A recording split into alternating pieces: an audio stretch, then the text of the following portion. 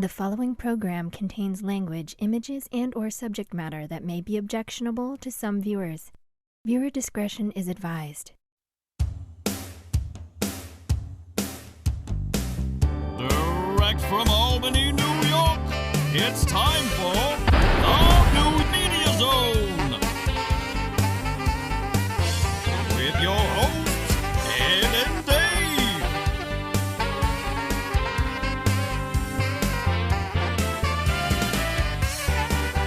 Tonight, a look at this week's new film and DVD releases.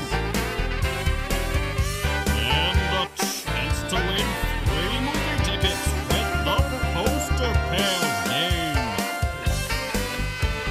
And now your hosts, Ed and Dave. Hello, and welcome to the New Media Zone. Ed and Dave here, Ed and Dave with you. Oh, we're going to have fun. We're going to go back to 1964 tonight. Oh, there it is. I forgot about that. Yeah, 64 I think was a pretty good, interesting year, even though we were only 2 at that time. All right. We didn't know we would go on in a few years and have very hirsute beards in 1964. Is that longer than the one you had when we were doing the reunion shows? We'll have to compare. I don't know. I'm just not caring anymore. Don't want to get a haircut. Not shaving. That doesn't bother you, the beard? No. There's stages where it gets very itchy, and basically what I do is I just have a brush. And I just go hack away at it until the flesh is raw, and then it stops itching. You can put some oil in it, moisturizer, get in there, keep things nice and lubricated, so it doesn't itch as much. And then once it hits a certain phase, it stops itching, and then although there's this weird white patch right here. That looks odd, doesn't it? Well, that's what happens when you get old. You used to fill in the I did. spots with what were you using?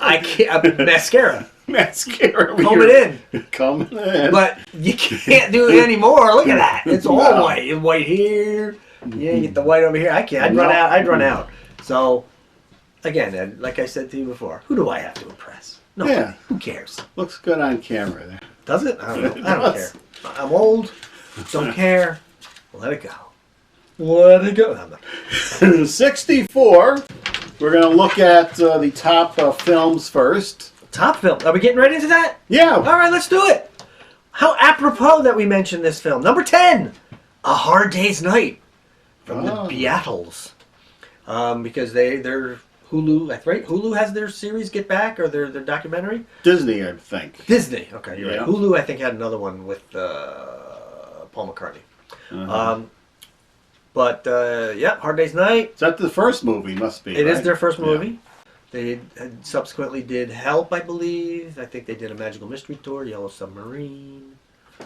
Not a Beatles fan. Let It Be was a movie, right? The last movie with the thing on the... Yes, that's the one that we're talking about. That's the documentary. Yeah. But they did the concert on the roof. Concert on the roof. Number 9, The Pink Panther. Oh. Released March 18th, apparently in Italy, December 1963. Yeah, December. It came out in December in Italy. Okay. And we mentioned that because there's another Pink Panther movie coming up. There is? Yes. Now? No, then. Oh. Yeah, coming up. Coming up. Shortly. Right. Oh, that would be the second one, which I know of. Which they rushed out, apparently. Yes. And then there's a bad one with Alan Arkin. Right. Number 8, The Unsinkable Molly Brown. It was a musical. Okay. About Molly Brown, which was a real character, right? Who was on the Titanic. Yeah. Number 7. You'll have to explain what this is. Oh, well, there is an explanation. Okay. What a Way to Go. It's a black comedy starring Shirley MacLaine, Paul Newman, Robert Mitchum, Dean Martin, Gene Kelly, and Dick Van Dyke. Never heard of it. No, that's why I had to look that up. Apparently something about death and going. I don't know. Black comedy. Wow. All right, here we go with the Pink Panther sequel. Number 6, A Shot in the Dark. Now that one, they took a stage play or something and just kind of worked the Pink Panther into it to get another movie out at the end of the year. Yeah, only 6 months later. Wow, not even. Number 5, From Russia with Love. That's Sean Connery. That's the second James Bond movie. Number 4, The Carpetbaggers. This film is a landmark of sexual revolution of the 1960s, venturing further than most films of the period, with its heated sexual embraces, innuendo, and sadism between men and women. Oh my God. Much like the novel where, quote, there is sex and or sadism every 17 pages. How do we not know of this film? It sounds like something we as film students should have take a look at, right? I've heard of it. I know the name. I've never seen the film. I have no idea what it was about. Yeah, that pops up on TCM. We might have to take a look at that. Why? There's Pornhub. Number 3. But in '64, all you had was the Carpetbaggers. But this is 2022. Right. Number 3, Goldfinger. Oh. Ooh, this came out December 22nd. And when was the other one? May 27th. May. Boy, they cranked that out. Yeah. Wow. The third James Bond, Goldfinger. Number 2, My Fair Lady. Okay, that was Who's What's It and was it Rex Harrison? Who's What's It? The one from the Breakfast at Tiffany's. Audrey Hepburn. Yeah. Number 1, Mary Poppins. Oh, That's Julie Andrews. Yep. Dick Van Dyke. I think I saw that at the drive-in years later. You can't have Dick Van Dyke in this. If you were making this film today, you cannot have Dick Van Dyke in it because he's not British. Right. Why not? Today we have every British guy playing an American, especially on The Walking Dead. It's called acting, people. Right. You're not supposed to be the embodiment of the character you're playing. That's true. That's how it was supposed to go, but now you have to get the actual thing or person or whatever to play what they're playing. I don't want to be the Hulk. All right, that's it for the top 10 movies of 1964. You got some honorable mentions there? I got a few other things that we know of. The Comedy of Terrors. Ooh, wait a minute. Vincent Price, Peter Lorre, Boris Karloff, Right. Basil Rathbone? Right. You got them all. All right. Collect them all. I saw that movie. That was a good movie. Yeah, those were the Roger Corman films, I believe. Straight Jacket. Ooh, I don't know that one. Was directed by and produced by William Castle and written by Robert Bloch, who did Psycho, and starring Joan Crawford. I guess this was the earliest of the hagsploitation films. Oh boy, yeah. We put the older actresses in the horror things. Dr. Strangelove. Oh, that's Peter Sellers. Or How I Learned to Stop Worrying and Love the Bomb was the full title. Well, that could be appropriate to today's world. And this was another film I've heard of, which must have picked up the title from Dr. Strangelove. The Incredibly Strange Creatures Who Stopped Living and Became Mixed Up Zombies. Which I've heard of, but I've never seen that. I've never heard of that one. The Last Man on Earth. That's not Charlton Heston. No.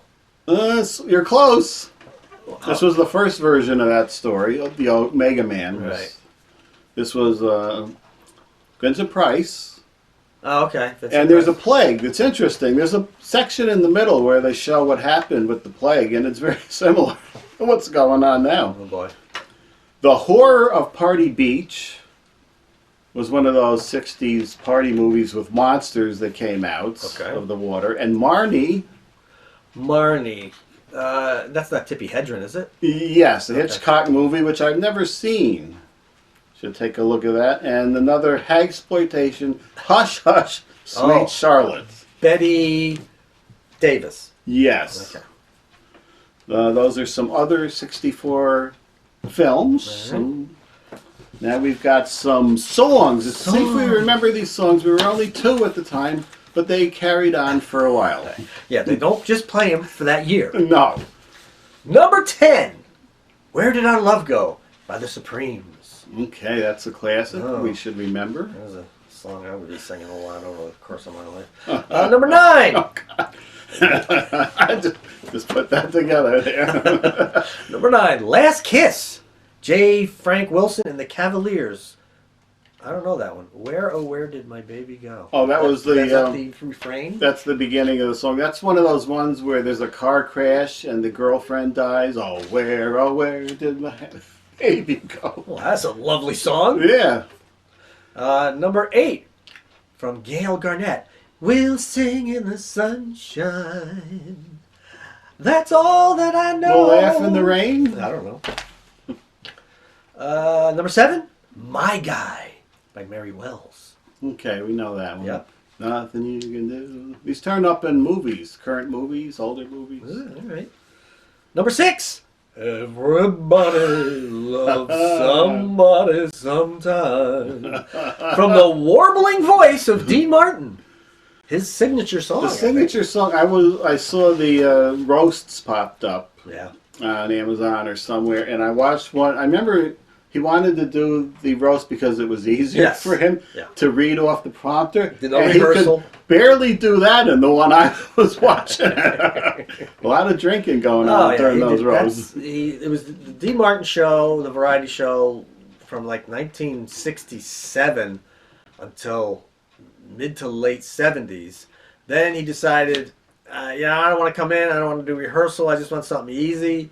So that's when they came up with the roasts, and they would do them. I think they did them weekly for a short period of time, then monthly. Then it was like every 3 or 4 months, and then that was the end of it. But yes, he didn't want to. Into the 80s, though, early 80s. They went. Everybody loves it. Number 5, I Get Around from the Beach Boys. Everybody knows that one, though. I Get Around. I don't like the Beach Boys. Number 4, Pretty Woman from Roy Orbison. Oh, we all know that from the Julia Roberts film, where they play that and she goes and gets her outfits. Number 3, Hello, Dolly from Louis Armstrong. Well, hello. Was that the film was out this year? I'll have to see when I don't know. I don't know if it was this year. I don't know. That's not my favorite Louis Armstrong song. What a Wonderful World is the best Louis Armstrong song.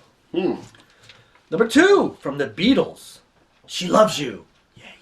Yeah, this is when the Beatles came out, right? 64 was the first? 64, I think, was when they were around in Hamburg before that, Germany, and I think 64 is when they hit big here in the States.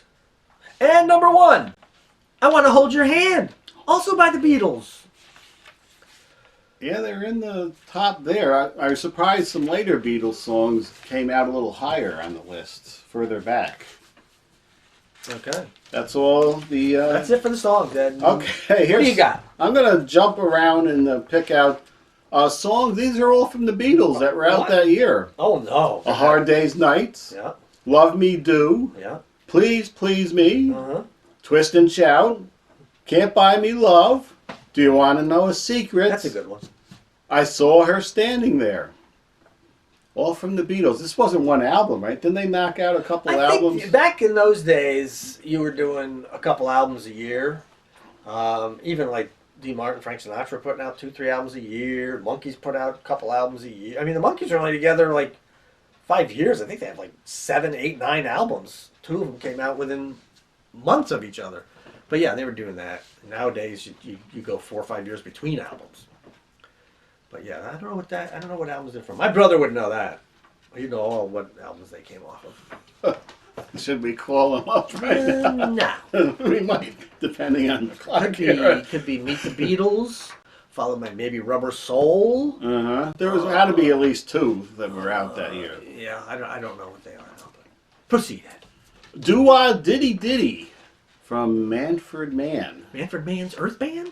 It must be the same one that would do Blinded by the Lights in the 70s. Everybody knows this from Stripes, the film you didn't like. Right. From Ivan Reitman. Please, Come a Little Bit Closer. Do you know that one? Only pertains to a commercial for close-up toothpaste. I don't think that's the song, though. Jay and the Americans. Come a little bit closer. That's what they used in the commercial, right? The House of the Rising Sun. Ooh, that's Eric. Burden and the Animals? I just have the Animals here, Okay. but it was Eric and the Animals, right? Yeah, I think it was. There is a house in New Orleans. That's classic 60s right there. Oh, that's another thing we forgot to mention. I can't remember the guy's name. But the lead singer of Procol Harum died. Yes. From the Whiter Shade of Pale. Great song. And he was the lead singer, not Yeah. somebody just third down in the band. Right. Because I usually include those, and I said, it was one song. Oh, but it's a classic song. A great song, Yeah. yeah. Yeah, he passed on. All right, I'm sorry. Go ahead. No, it was good to throw in. We need to remember him. He should have been remembered. Well, we just don't remember his name. The way you do the things you do, the Temptations. All right, I know that song. As pretty as you are. Wow. Everybody knows 64, that huh? one. 1964? Hmm. And Louie Louie, Oh, that's the song that no one knows the words to. the Kingsmen. We know that from Animal Animal House. And there was apparently some kind of trouble because of the words. They thought that somebody was going low, but it wasn't really the lyrics. But that's what people were singing. But Yeah, who knows? Louie Louie. All right, Ed, we're going to do 1964 TV shows. Okay. Let's see how many you remember. And you! The number 10 show from 1964, Combat! Which I'm assuming is some kind of a war thingy. Yeah, I think it was World War II, perhaps, and it was so dramatic they had to put an exclamation point in the name of it. That's right. I want to say Vic Morrow was in that, but I never saw that. Neither did I. Number 9, Peyton Place. That's like a cereal. Or what do they call them things? Soap. Yes. Ryan O'Neal was in there, and that went on for a few years. Number 8, The Lucy Show. This is the black and white one where she had 2 kids, not the one with the gams and the animated puppets. And was Vivian, I think Vivian was in here, right? Vivian Vance? I think so. We're confused with some of these 60s Lucys. Well, what is there? There's I Love Lucy. There's a Lucy Show. Isn't there a show just called Lucy? Here's Lucy. Here's Lucy. And then there's one, I think I saw it's coming out on video finally, the Wife with Lucy. Oh, God. There was only like 8 episodes before they pulled the plug. It looked like Lucy was going to break a hip. She was climbing up and down ladders. You just felt like, oh my God, she's going to break something. By that time, she had that kind of a voice. Yeah. Number 7, The Dick Van Dyke Show. One of the all-time great shows. Yes. On Blu-ray, for some reason, I guess they filmed those. Those weren't taped. They look good, right? Even at the time. I don't think they were videotaping shows. I didn't have videotape Right, I in don't the 60s, think so. not till the 70s. Which is a shame because those videotape shows look horrible now. They do. Number 6, The Red Skelton Hour. Now, last time I did go to the Dollar Tree, they had a nice Red Skelton collection. The best of. Which I'm surprised it lasted all of 2 hours. So am I. The Glenn Diddlehopper, one of the classic characters. This is, you know you're not a great comedian when you go into character by just going, fixing your hair, pushing it out. No, I don't know. I never found him entertaining either. Lucy, I didn't care for. Red Skelton, I didn't care for. I don't know. I remember watching that just because I don't think there was anything else on. You had 3 channels. People forget that, you young Gen Xers or whatever you are out there. You forget that we had 3 in the old days TV shows, 3 channels. And PBS, which nobody watched unless it was Steam Bath. I was just going to say that. And there was some nudity. Valerie Prime nudity in that. That was what, 77, 78? Yeah, it was amazing. It was a play, so it was... Bill Bixby. Bill Bixby was in it, right? And it was an artistic play, so you could see that on PBS, the nudity. Because artsy breasts are better than, I don't know, sexual breasts. Number 5, The Fugitive. David Jansen? Yeah, people know that more maybe from the Harrison Ford movie. Which was based on that, and The One-Armed Man. Number 4, The Andy Griffith Show. I never cared for the Andy Griffith Show when I was younger. I appreciate it now. I like it now. I watch it now. I think it was a good show. Yeah, I think the black and white ones are better. Yeah, when Howard, what was his? Howard Sprague. Yeah, I didn't care for him. And the horrible replacement for Barney Fife. Burns, right? Yeah, Jack Burns. Yeah, that was pretty bad. He just vanished. Yeah. And no explanation. Just gone. Number 3, from 1964, Gomer Pyle, USMC. That was good. United States Marine Corps. Yeah. Frank Sutton. He was always good. Ronnie Shell. Ronnie Shell, ladies and gentlemen. No, that's Lonnie Shore. Oh, Lonnie Shore. It wasn't Ronnie Shell, too? No, I don't know. I don't think so. I just remember Lonnie Shore, everybody. The most unfunny comedian ever. Merv Griffin. Ooh. That was good stuff. I have to find that Merv Griffin sketch we did. Were you in that one? I don't know, but please don't put it on YouTube or anything. Number 2, Bewitched. Oh! I wonder which Dick was out here. This would be the first Dick. This is still the first Dick. This would be York. Dick York, Yep. and then Dick Sargent was the later one. He was the second Dick. Now, The taller Dick. The bigger Dick.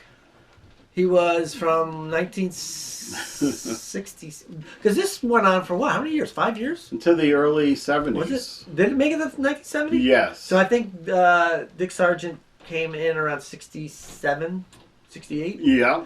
I think Dick York. The first Dick was sore. Yes. He had to get stood up erect on a board because he had a bad back. Right. So there was a Dick that was straight up. Right. And then another Dick came in. He was okay. He was up and down all over. Right. But it's surprising because the one that was... He was the more versatile Dick. Right. Yeah. People have their favorite Dicks, I know. Yeah.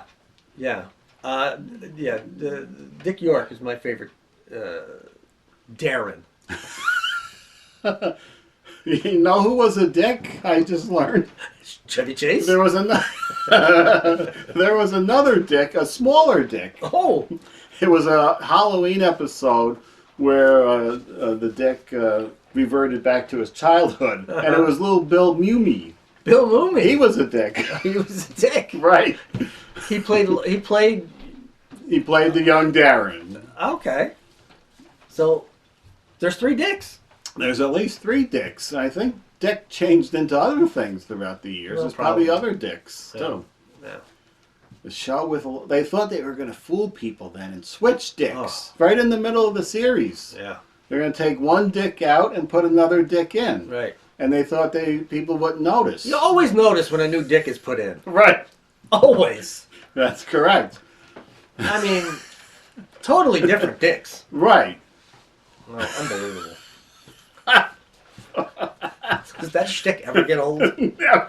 I'm sure the 4 people watching are like, oh god. I even found a nice picture of the animated Dicks looking at each other. Somebody put it together, so that always goes in here. Is that right there? That's right here. 2 Dicks looking at each other. All right. And the number 1 show from 1964, Bonanza. Oh. And that lasted many years. Yeah, that lasted so many years. One of the, what were they, Ponderosas? Ponderosa, Bonanza, yeah. The Cartwrights. There was a Cartwright left. Adam, I think. Pernell Roberts, I think. I don't know if he played Adam. He may have played Adam. I think so. He left for some other reason, never to be seen again until when? Trapper John. Trapper John. And then one of the Cartwrights didn't even make it to the end of the series. No, Dick that Blocker. would be Hoss. Dan Blocker. Dan Blocker. So he passed on. He had a brain aneurysm, I believe. Yeah. That's too bad when a Cartwright goes down. How many were there? Was there 3 Cartwrights? Was it just the 3 of them? Michael Landon, Dan Blocker, and Pernell Roberts? Was there another one? They didn't bring somebody in to take his place? A cousin or something? I don't know. I think they just left it along with the 2 brothers at the end. But when Hoss died, that only left one Michael Cartwright. Landon. And of course Lauren Green. Right. and his toupee. His toupee? What about Burnell Roberts? He must have a toupee in that. You think he had one back then? Or did he just have a cowboy hat? I don't know. I don't know I don't know if he was really bald back then. I mean, back in the 15, 20 years later when Trapper John came on, like late 70s? Yeah. All right, so maybe 15 years later. Mm-hmm. I don't know. Maybe he had a little hairpiece there. Wayne Rogers, who had the curliest hair. Yes. Well, I guess how many years would that be? Not after the series, actually, but in real time, which was the Korean War. So that was a good 20 years, right? Yeah, so by that time, all of Trapper's hairs came off, right. I guess. Right. All right, 64. No honorable mentions for movies? Or no TV other shows, TV shows. There wasn't a ton at the time. Oh. So just the usual ones that were bubbling outside of the top there. Did we mention Gunsmoke? That wasn't in here? No. Ponderosa was in there. Or in 64? The cart race there, Bonanza. Yeah, it wasn't there. They must have been bubbling just outside of there, but they come back in later on in the 60s, I believe, right? We usually come up with Gunsmoke in the top 10. I guess. So, that's it. We're a little short. Oh, no. What happened with 64? We're a little shorts. I don't know. Is there anything you wanted to add? Movies, songs? That's it. I covered everything. Go back and sing Everybody Loves Somebody by Dean Martin? I don't know. I got 64. Well, that's it. We even threw in a little discussion over your beard, and that I know. didn't. We'll discuss it again. I don't know. It's just 64. And this is, let me tell you, this is nothing. My son could grow this in 3 days. This has taken me like 2 months and a little shaping here and there. That kid grows it in like a commercial break. Oh, jeez. He's got this, and he can grow the big, long. Mine won't get that long, but his gets down. He had it one time down mid-chest, I'd say. Oh, my. Massive beard. Yeah, I don't know if I could grow a beard like that. I don't like even more than 2 days of fuzz or whatever they call it, growth. Stubble. Yeah, and in the 80s, I would have the Don Johnson stubble because it was in fashion. I would have to have it. And 1 year I had a mustache, which looked like Rupert Pupkin. But other than that, I didn't really have any facial hair at all. So now my father, no sideburns, could not grow anything on the side. Nothing. Just here. Just the Van Dyke, I think they call it. It's not the goatee. Not Dick Van Dyke. No, that's a different Dick. Right. This is he had the Van Dyke here. Huh. But he could grow nothing on the sides. And I get all this mess. And then my son is even messier with his big. Does he have the beard at the moment, or he has a very close, a regular beard, like not a big long one. It's just right on his face there. Okay. Well, which is where beards are. He doesn't have an extending. Close to the face is what I'm saying. It's not a big bushy beard. Huh. Yeah. It's not for winter warmth or anything. It's just you felt like growing it. So, you didn't have that when we were taped like 2 months ago. I don't think. Did you? You. This? Yeah. I don't think so. Or has it been growing since then? No, I think after we did the last show, that was it. I've stopped. It was the winter and just let it grow. Who cares? I'm letting the hair grow. I don't care. Did you try to get around things to maybe people would think this was a mask you had on? No. Yeah, that guy's got a mask on. He's all right. No, I remember going back to the urologist. Mm-hmm. You got to wear the mask. So I had the mask. I had a mask on, and I get in the room, and there's a mirror, and I look in the mirror, and I got the mask on, and all this stuff is just all hanging out around the mask. It looked awful. I mean, even worse than it does now. When you have like this stuff just sticking all out from around the mask. It's a little round thing here, and it's all sticking out. Look weird. All right. That's it. Well, we killed 4 minutes. There. We can do it. We're professionals of many years. Okay. We will see you next time with another look back at the TV shows and the films of the past. The New Media Zone has been a Cable 2000 production.